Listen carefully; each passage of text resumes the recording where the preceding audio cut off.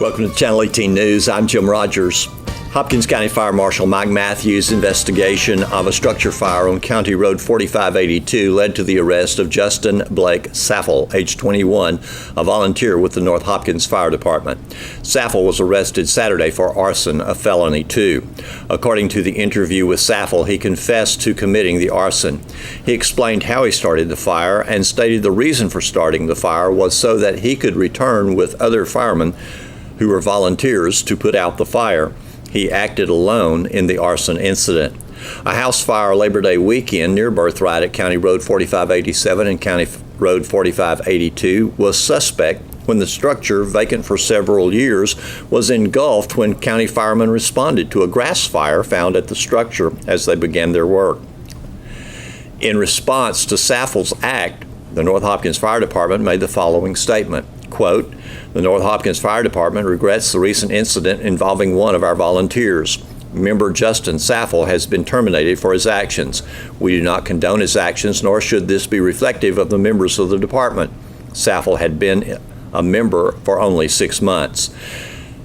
The fire department stated, "We apologize to the community for this unfortunate event, but assure you that our standards are much higher. When a person applies to become a volunteer fireman," they say, "there is little that we can obtain in a way of background due to the person's right to privacy. Beyond a local reference and check of driving record, there's little more that can be obtained. The North Hopkins Fire Department will continue to deliver service to the community and has many dedicated members that will do so in a professional manner. The best thing we can do for this particular situation is to pray for this young man," they say.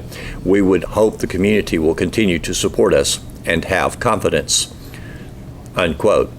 Saffel is in Hopkins County Jail on a $20,000 bond.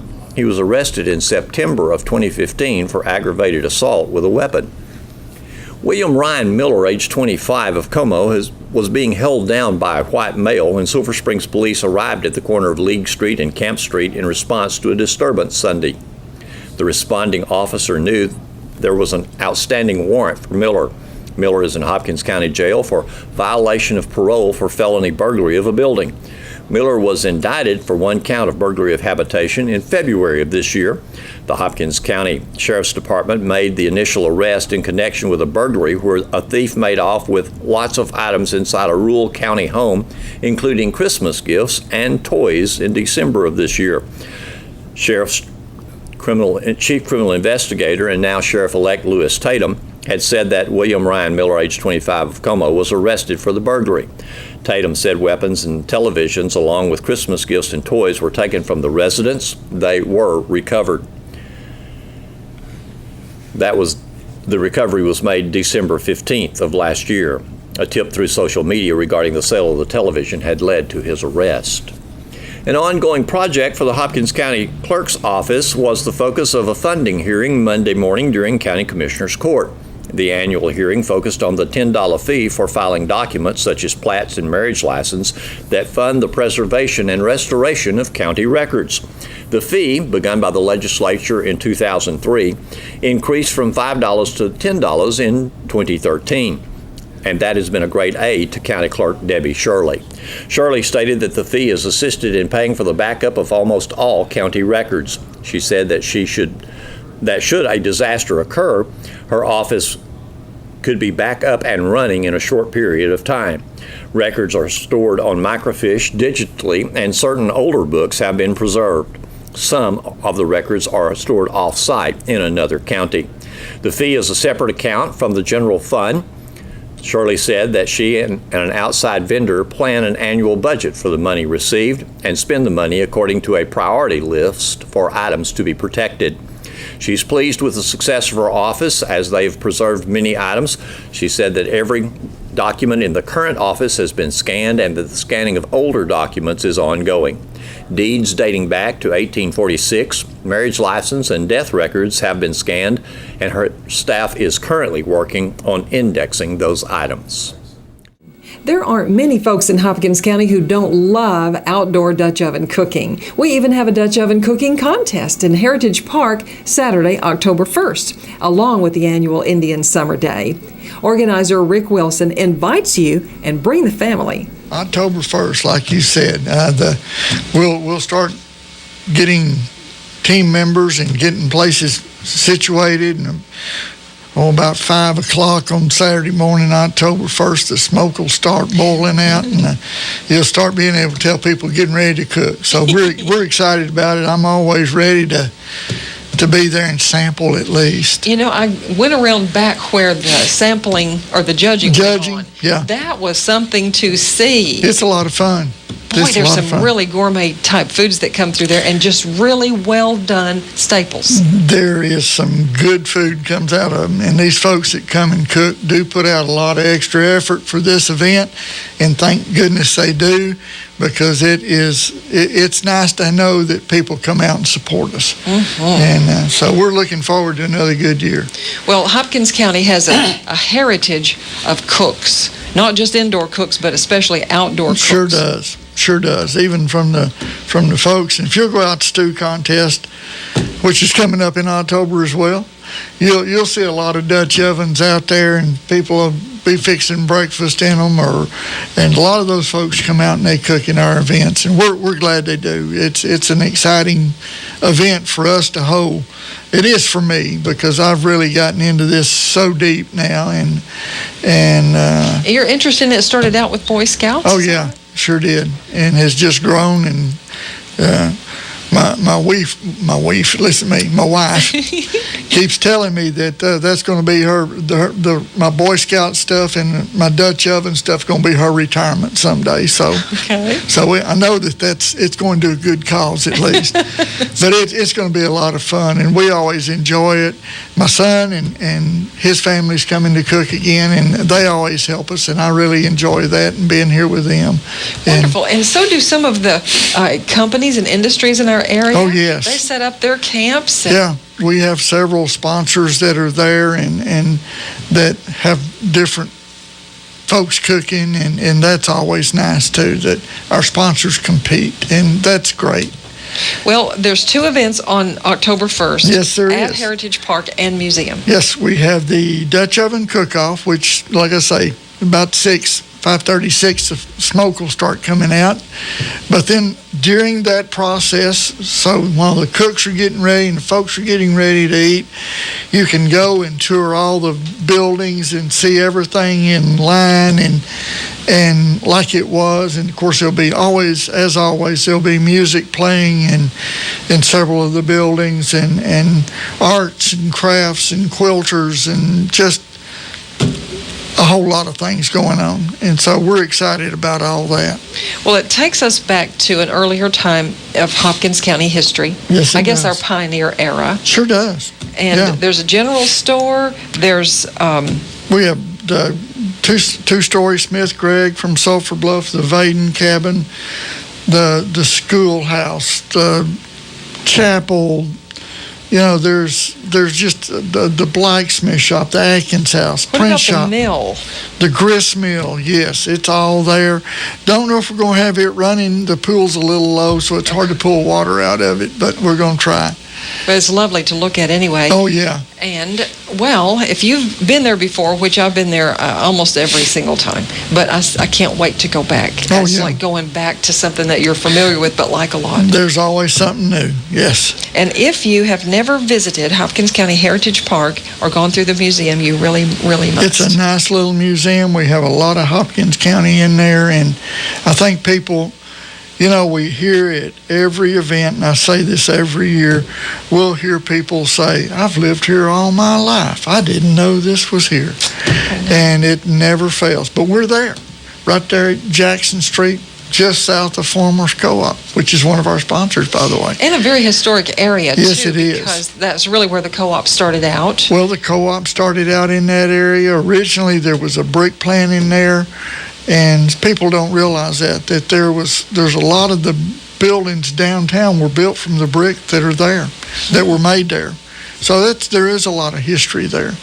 And it's unique in its own way. Come and feel a part of that, and bring the kids and the grandkids. Children are way, way welcome at Heritage Park. There's always something for the kids to do, and they try to find something always. I think there's 10 punch, and there's digging for artifacts that especially attract the little ones. Yes. Of course, we'll have the sweet shop and the bakery, and the general store will be open. And there's just going to be the blacksmith shop. There'll be somebody working in there. There's just something always going on, and it's a unique atmosphere to be around, especially for this Dutch oven event. And hopefully you can come out, get a plate, and enjoy the day and enjoy the meal. And it's like I tell everybody, don't sit too long because you won't get anything. Well, we've got time to tell just a little bit about if you enter, how you enter, and if you win, what you win. Okay. Of course, we have first, second, third places for the best, and then there's 4 categories for best bread, best meat, best vegetable, and best dessert. So these are all categories, and then we have one that's started several years ago because one of our judges kept saying, everything you've got looks so good in the oven, people need to see that. So we do a best in oven. Okay. And that can be from anybody's stand, and they can win that, and so that's a unique award as well. So it's kind of an appearance award? Yes, it is. A presentation in the oven. Plus, last year we started a new youth division, and we give prizes for that. And we had 4 competing last year, and that's under 16. And so any of these scout troops that have kids that want to compete, or individuals that want to compete in this, tell them to get in contact with me, and we'll make things happen. I bet you'll have more than 4 this year. I hope so. I hope so. Well, it's named for a man that was famous for his outdoor cooking. Yes, it is. And his great big outdoor personality. Yes, he definitely is. Good man. If you didn't know John Chester, you'll feel his spirit there at this cook-off. There's also, isn't there a nice bench there that you can, that's there at the park? Oh, yeah. Maybe more than one. If you see John Chester's name here and there, you'll know that he really believed in this sort of thing, keeping our heritage alive. Sure did. That's what got me started. Well, surely there's no one out there listening who doesn't know what a Dutch oven is. And you'd be surprised. There's a lot of folks. There's different styles of Dutch ovens. You have a Dutch oven with no legs on them. We use the ones with the legs. They're called camp Dutch ovens, where you can put heat top and bottom. There is a Dutch oven that you can use in your oven at home, same style, but no legs. And of course, they're cast iron. They're all cast iron, absolutely. Most people around here use cast iron. And you have there's just a whole lot of different, from skillets up to ovens to big frying pans. Oh, yes. Huge accommodate on a campfire. I'm going to ask you, in your collection, about how many different cast iron pieces do you have? I don't want to tell. My wife might be listening. Okay. I think I've got about 25 different pots, yeah.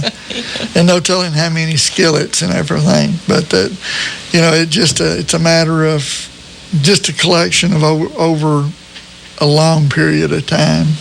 And what we find out as we go along, someone told me recently that there's one size of a Dutch oven right now that isn't being made. 16-inch. So if you have one, you better hold on to it. Better hold on to it or call me. Okay.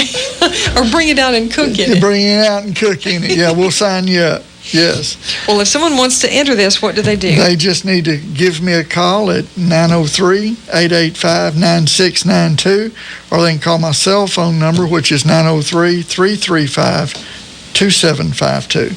And we'll be glad to get you signed up and get you going, and we're looking forward to everybody being there. What you need is a 2-person team. Yep.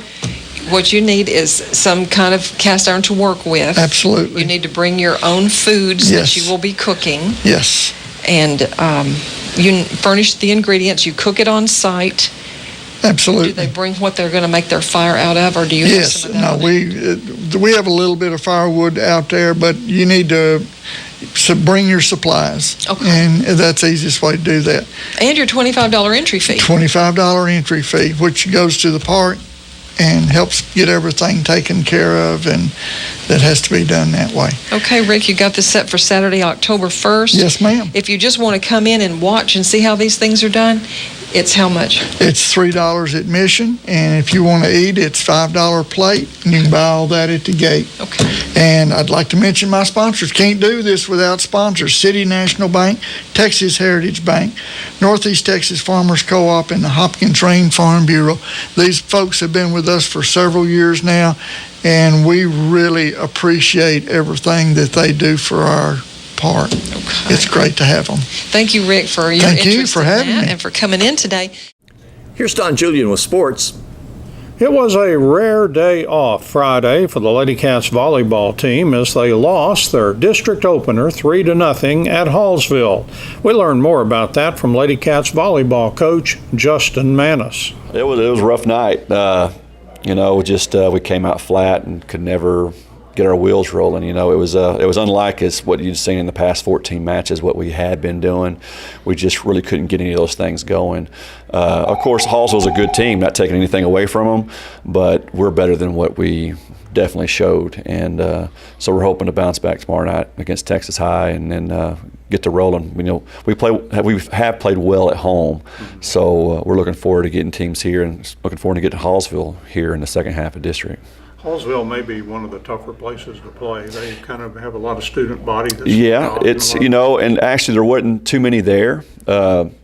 Just one of those games we were off, and it was just kind of hard to dig out. We didn't play well the first set and still scored 21 points on them, I believe. So I thought after the first set we would settle in and be able to play a little bit better. We just couldn't find our footing, and that comes with the consistency. But if we were to come out and play with the type of offense that we've been playing with, it would have been a different ball game. Anybody you stand out among the best and the rest?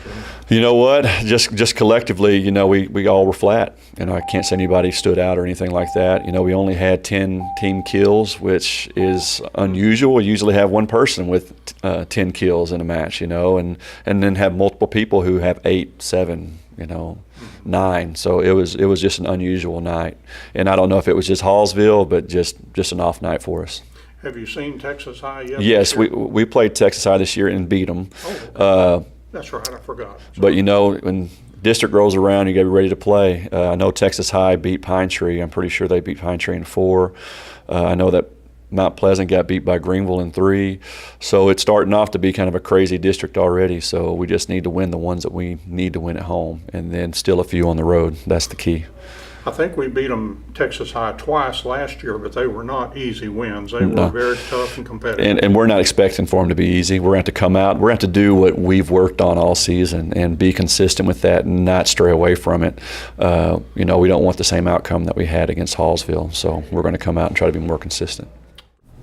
The Wildcats and Lady Cats cross-country teams competed at a cross-country meet at UT Tyler on Saturday. Cross-country coach Ross Hicks tells us how the teams did.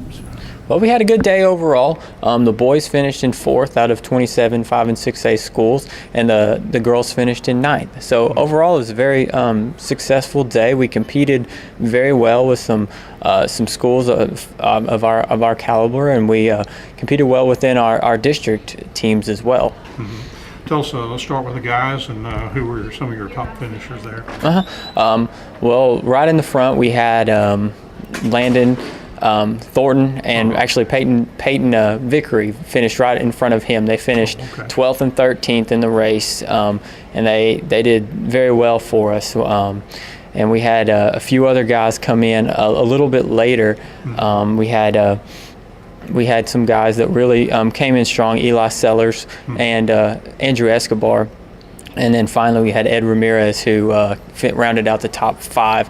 Our top 5 average was about 25 seconds faster than it was last year at this meet. So we love to see that improvement, and we love to see just the way that the kids really fought during the race. Now let's check out the girls' side. On the girls' side, we had a strong performance from Lauren Helm. She ran really well. She got out there and really competed. And towards the end of the race, I told her to go out and this is what I told everybody: just go out and see what you got. This is the first time that we're competing with a lot of other schools, and go out and see what you got. And so we'll run a little bit more smarter next week, and we'll be able to. I think we'll move up in the standings. But she ran well, and then we had a whole host of girls a little bit behind her that rounded out the top 5.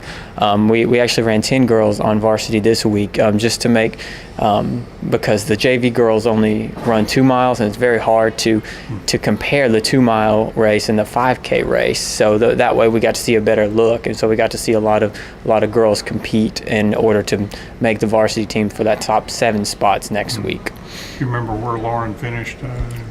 She was right about 30th. She was right about number 30 in the race, and in both races there were over 150 in both of the races. Sounds like a very competitive field too. A lot of good runners. Yes, there were a lot of good runners, a lot of strong teams. There were 3 other schools there from our district: Hallsville, Pine Tree, and Mount Pleasant were there.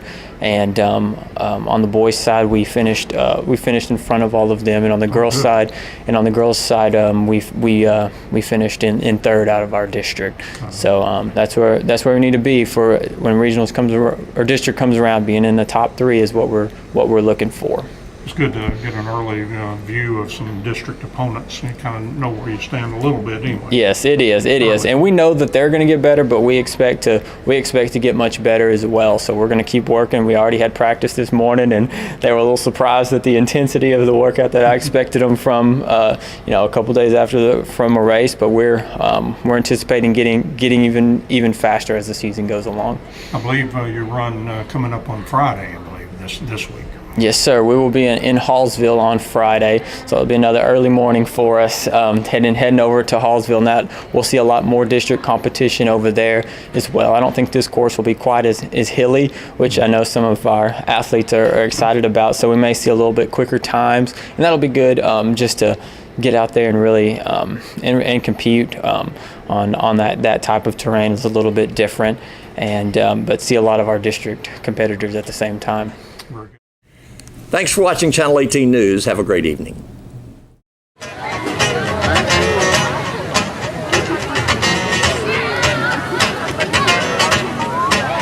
Got your love-hate relationships, you're such an oxymoron.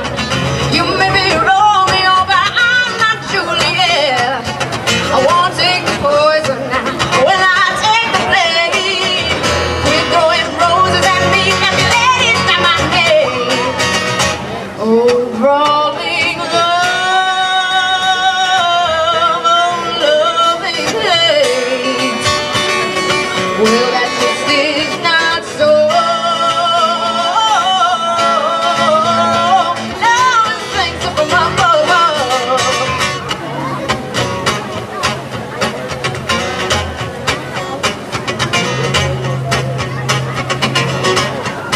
My heart will not be broken by a lovesick boy. You got your sadness, so I have got my joy. I won't be a victim, man. I will not be a fool. No, I don't wanna die, 'cause I think living's cool.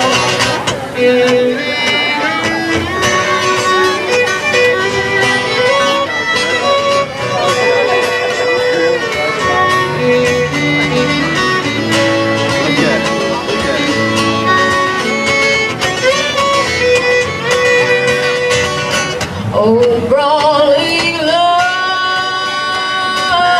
oh, loving hate. Well, that just is not so. Love is the things that from above.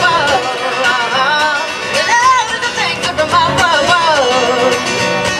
Love is the things that from above. Oh.